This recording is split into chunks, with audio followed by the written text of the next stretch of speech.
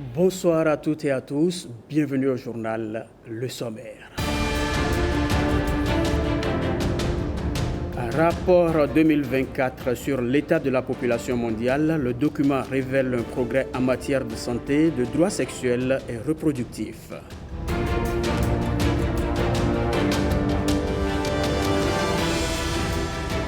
Sécurité alimentaire au Bénin, comment y arriver? Des experts se penchent sur la question à Zakota.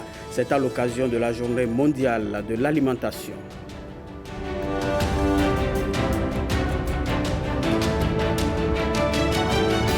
Sport, football, l'avenir s'annonce radieux pour le Bénin grâce aux futurs talents. Un zoom sur les centres de formation dans ce journal.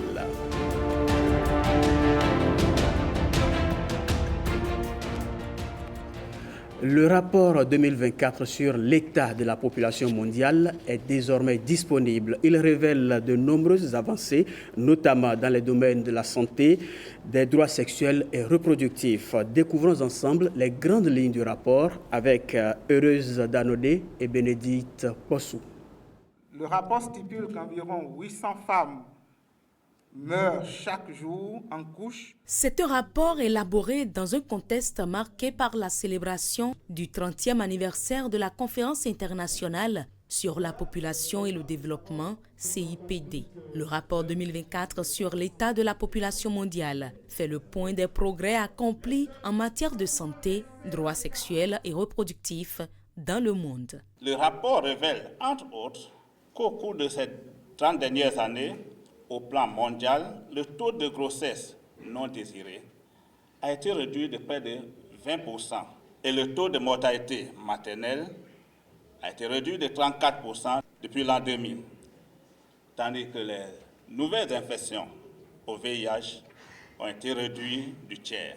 En ce qui concerne la situation du Bénin, le rapport révèle qu'il n'est pas resté en marge des avancées dans le domaine de la santé, des droits sexuels et reproductifs. En matière de recours à la contraception, au Bénin, ce taux est passé de 11% en 1996 à 16% en 2021. Nous observons aussi que le Bénin fait partie des 162 pays dans le monde à adopter des lois pour lutter contre les VBG. L'engagement du Bénin en faveur de l'égalité, de l'inclusion, de l'éradication de la violence basée sur le genre et des pratiques néfastes sont au cœur de la vision du président Patrice Talon. Le présent rapport est fondamentalement un appel à l'action aux partenaires impliqués dans la santé et les droits sexuels et reproductifs. Cet investissement est essentiel pour faire profiter à nos pays, et en particulier au Bénin, les dividendes de l'égalité et des sexes. Le rapport sur la population mondiale s'évalue chaque année. L'édition 2024 a pour thème « Destin entremêlés, lieu d'espoir ». Mettre fin aux inégalités dans la santé et les droits sexuels et reproductifs. Il est officiellement remis aux autorités béninoises pour bâtir un Bénin plus juste et plus inclusif. Le navire hôpital chinois Arche de la Paix est actuellement au Bénin. L'ambassade de Chine a organisé une réception en l'honneur de l'équipage de ce bateau. C'était une belle occasion d'échange entre la marine béninoise et les membres de la mission de la mission médicale, bien sûr. Patrick Diossou et François Zissou nous attendent à ce rendez-vous. La couleur blanche, c'est celle du navire hôpital chinois. Dans la marine, on porte une tenue blanche. En médecine, on porte aussi une blouse blanche. Ces Chinois-ci, de blanc vêtus, sont en même temps marins et médecins. Marins et médecins riment bien avec le nom Bénin. Au nom de l'ambassade de Chine, des autres institutions et des communes chinoises ici au Bénin, je voudrais souhaiter une chaleureuse bienvenue à la visite du navire hôpital. Sa visite permettra d'injecter d'énergie positive dans l'approfondissement de l'amitié traditionnelle sino-béninoise. Injection, perfusion et transfusion d'énergie positive pour la coopération bilatérale sino-béninoise. Au nom du ministre des Affaires étrangères, je voudrais exprimer l'appréciation du gouvernement béninois et du peuple pour le choix porté sur notre pays comme l'une des étapes de l'édition 2024 de la mission médicale mobile de cet hôpital ultra moderne.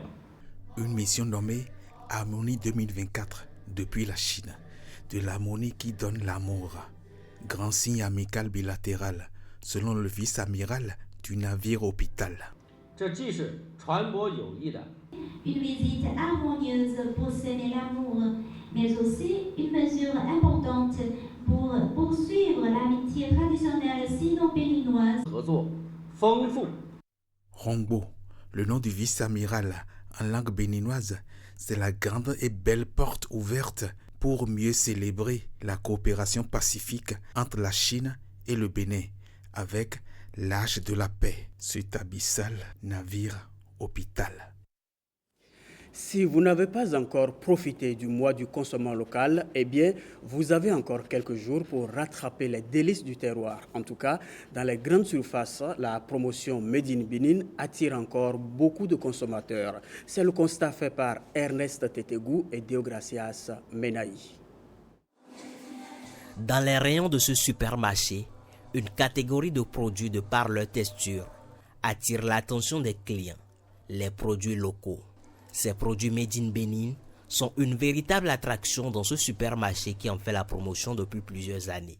Je suis en train d'acheter des noix de cajou salées locales. Ce qui m'a poussé à acheter local, c'est que quand je peux faire quelque chose pour favoriser les achats de produits locaux, eh bien je le fais tout simplement parce que quand la qualité est là, je ne vois pas de raison d'acheter de l'importer si je peux trouver un produit équivalent en local. Comme Laurent, ils sont des centaines à défiler tous les jours dans les rayons de produits alimentaires, cosmétiques ou encore vestimentaires, fabriqués au Bénin. C'est un rapport qualité-prix que je recherche. Je ne suis pas focalisé uniquement sur le prix, il faut aussi que le produit soit bon. Le même produit qu'on trouve ici, il est conservé. Dedans, il y a la fraîcheur, il y a des commodités de conservation. Par contre, au dehors ici, il y a l'effet de la chaleur qui frappe le produit et ça peut prendre un coup. Bien qu'ils soient de coût accessible, ces produits sont également agréés par les organismes compétents chargés d'évaluer leur qualité, une assurance pour les consommateurs. Je peux vous rassurer que de plus en plus, il s'est fait constater que des clients apprécient et aiment les produits Made in Benin, contrairement au passé. Quand le produit est certifié, à les sceaux des structures étatiques, les clients en raffolent. Consommer local, c'est augmenter le PIB de notre pays. Je demande à tous les compatriotes de venir acheter les produits nationaux. Ça fait partie de nos joyaux, donc il faut nécessairement que les produits soient consommés par nous-mêmes d'abord.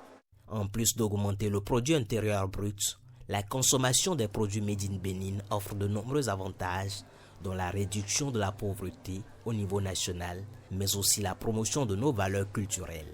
De quoi encourager les uns et les autres à consommer local. Consommons local et sécurité alimentaire vont de pair. Du côté de Zapota, c'est la sécurité alimentaire qui a préoccupé les experts le 16 octobre dernier. C'était à l'occasion de la Journée mondiale de l'alimentation. Une célébration couplée de la 28e édition du Téléfood. C'était sous le regard de Pierrette Adanyossi. Le droit aux aliments au service d'une vie et d'un avenir meilleur. C'est le thème choisi pour cette 44e édition.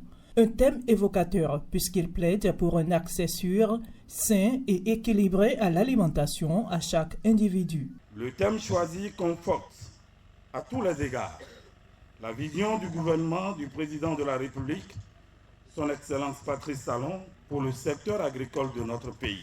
En effet, la mise en œuvre du plan stratégique de développement du secteur agricole, dont l'horizon est pour 2025, et des plans nationaux d'investissement agricole et de la sécurité alimentaire nutritionnelle PENIASAN a permis de doter cette vision d'une boussole et d'importantes ressources financières pour engager plusieurs actions porteuses de résultats très appréciables. Le Bénin a adhéré aussi à l'initiative Main dans la main de la FAO. D'ici l'année prochaine, le pays pourra participer au Forum mondial des investisseurs organisé par la FAO afin de financer le développement des filières prioritaires à fort potentiel agricole qui seront retenues dans le cadre de cette initiative en vue d'améliorer la sécurité alimentaire et de réduire la pauvreté dans les ménages des zones ciblées. Justement, dans des zones ciblées dans le monde, plus de 730 millions de personnes n'ont pas les moyens de s'alimenter sainement, selon la FAO. Une situation exacerbée par les défis liés au changement climatique. Et pour relever ce défi que représente l'éradication de la faim et de la malnutrition, depuis 2017, la Journée mondiale de l'alimentation se célèbre conjointement avec la campagne du Téléfood pour une collecte de fonds pour l'alimentation. Mon souhait, le plus ardent, est que la présente édition permette de relever de façon substantielle le niveau de contribution de notre pays. À l'occasion, les lauréats du concours de réalisation de posters dans le cadre de la journée ont été primés. Les meilleurs groupements de femmes ont reçu des équipes. Le projet Souhaite Bénin poursuit ce qu'on peut appeler la chasse aux comédiens. Dans le zoo, 4 collèges d'enseignement général sont sélectionnés pour la compétition de théâtre. Pierrette Adayossi, que vous venez de suivre, et Kadnel Kapo nous invitent au spectacle. Ta mère et moi avions discuté. Il est temps que tu arrêtes l'école et que tu te maries au fils du vieux Kofi. Des pièces théâtrales réalisées et présentées par des apprenants des classes culturelles. Je veux choisir mon propre destin. L'école est ma voie vers l'indépendance, vers la réalisation de mes rêves. Les thèmes abordés sont divers. Scolarisation et autonomisation des filles. L'accès aux soins de santé reproductive. Si tu faisais bien tes toilettes, ou bien si tu avais bien tes dessous, tu éviterais les infections. Elle ne sera pas là. Grossesse non désirée en milieu scolaire. Tu es sorti avec plusieurs autres hommes avant mon arrivée. Et tu veux parler de grossesse et mon avenir à moi. Sors de chez moi. Stop aux violences faites aux filles. Des thématiques du projet Souhaite Bénin, mises en scène par ces apprenants des classes culturelles du zoo.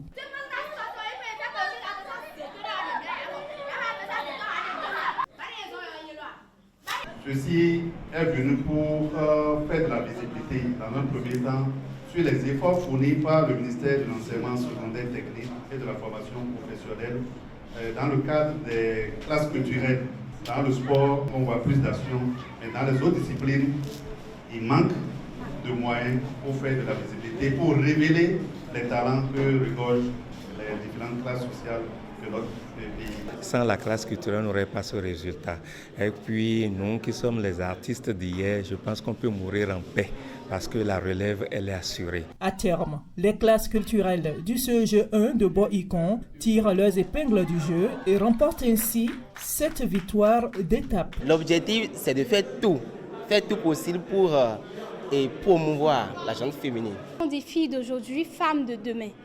Et je suis très contente, très fière d'eux, parce que ça va donner, ça va vraiment donner.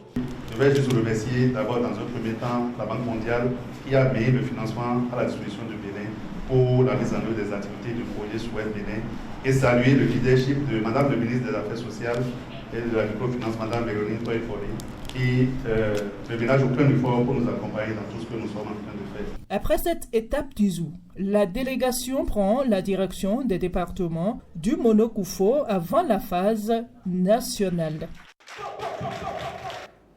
Et c'est vrai, le même concours a déjà eu lieu dans le Koufo. Les élèves des 5 communes du département se sont affrontés sous le regard d'Évariste Zomorou et Samirat Chabimane.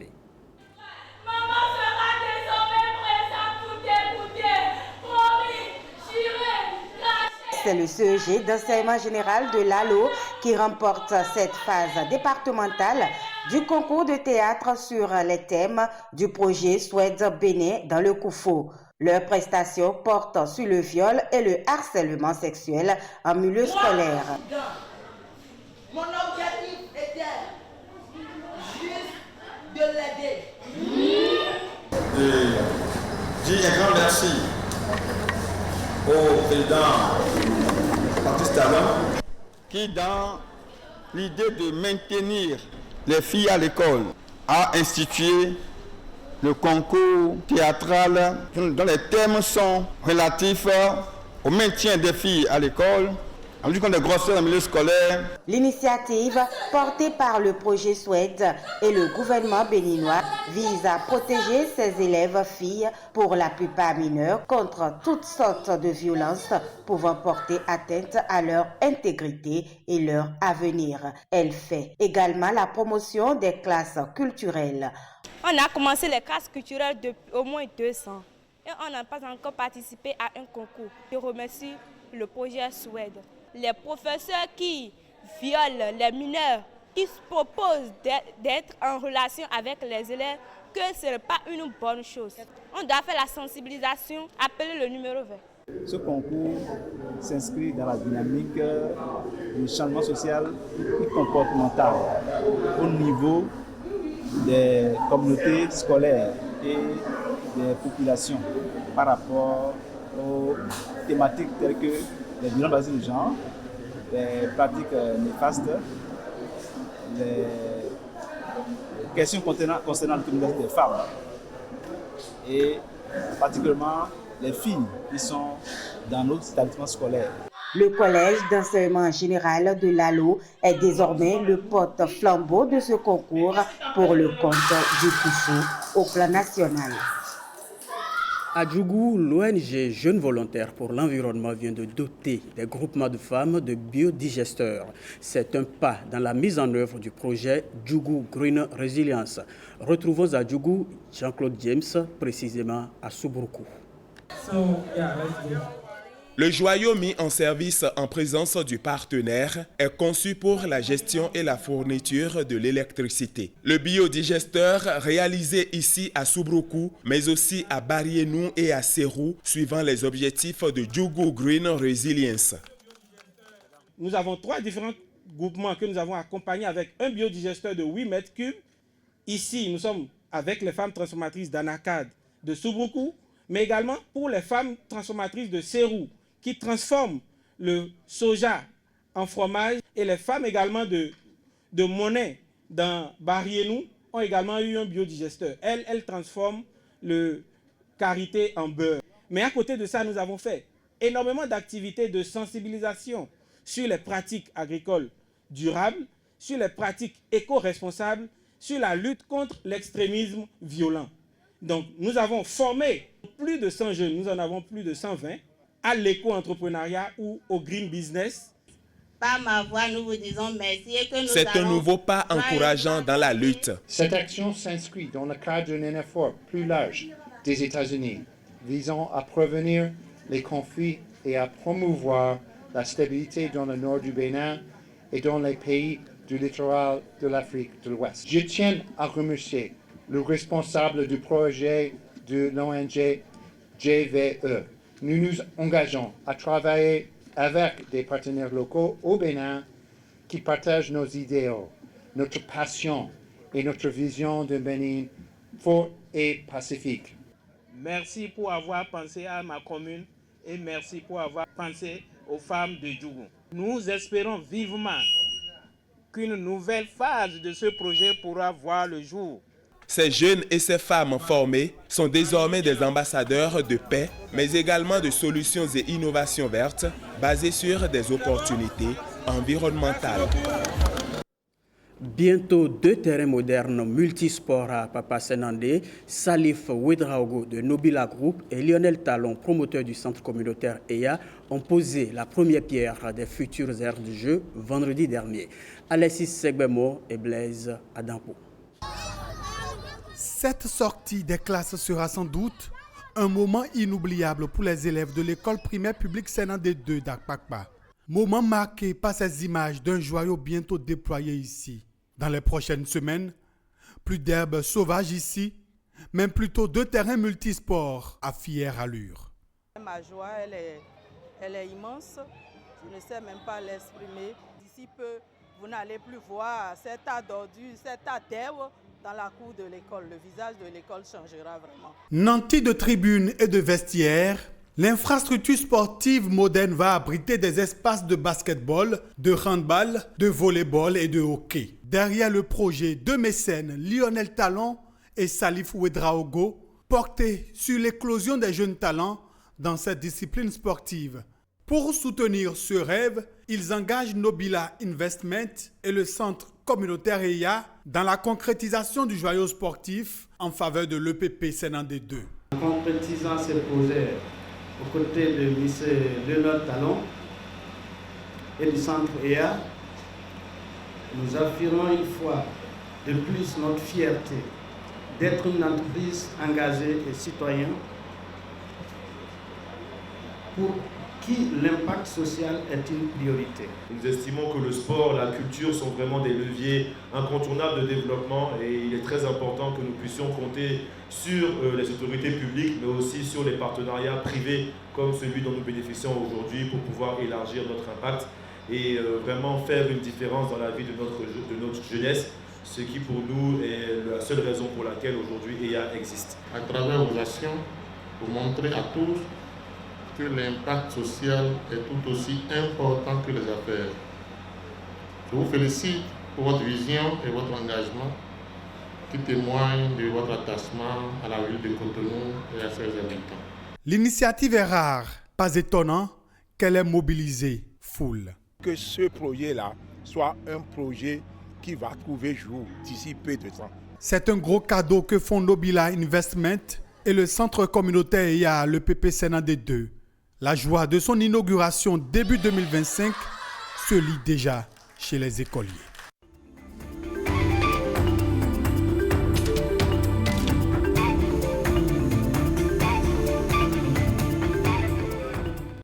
Les spécialistes le disent, on ne construit pas un bâtiment par le haut. Cette norme est également valable pour le sport. Au football, la fédération fabrique les talents de demain à travers des centres techniques de formation. Mathieu Sokenou et Herman Rodrigue Amega constatent que le modèle béninois séduit même la FIFA.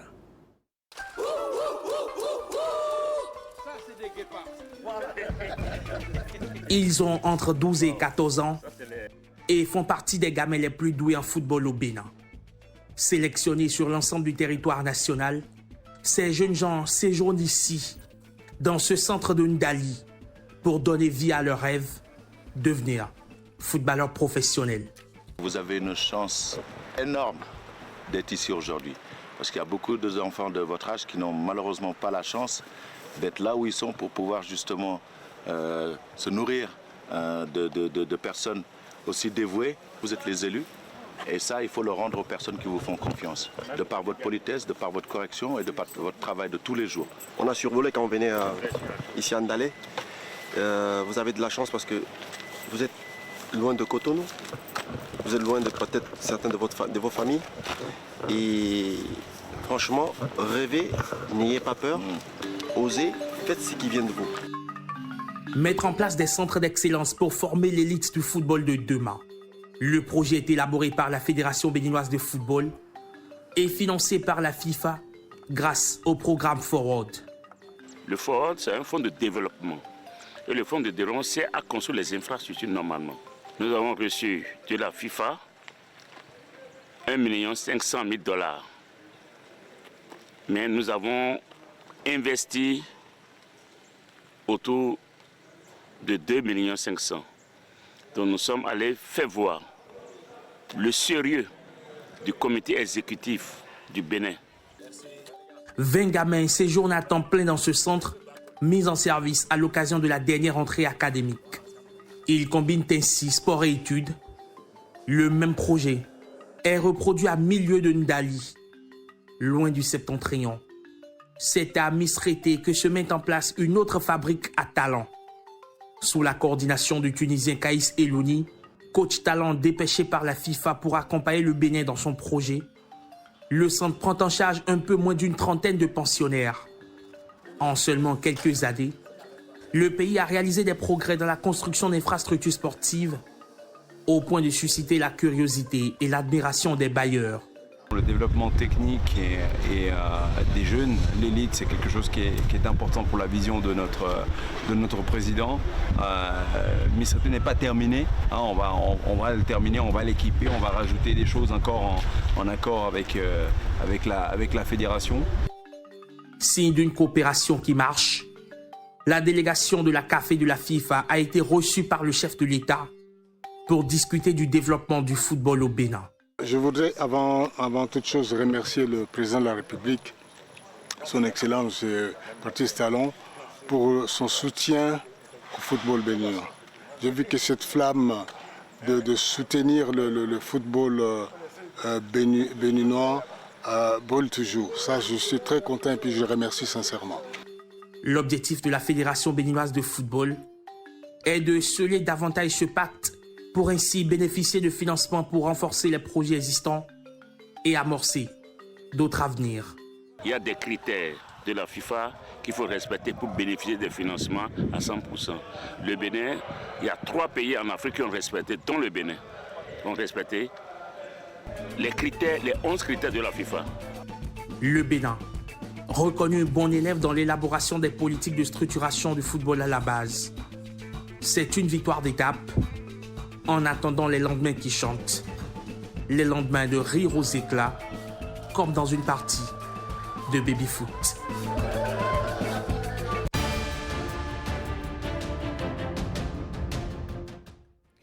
Interactualité pour finir, on commence par les élections législatives qui avancent à grands pas au Sénégal.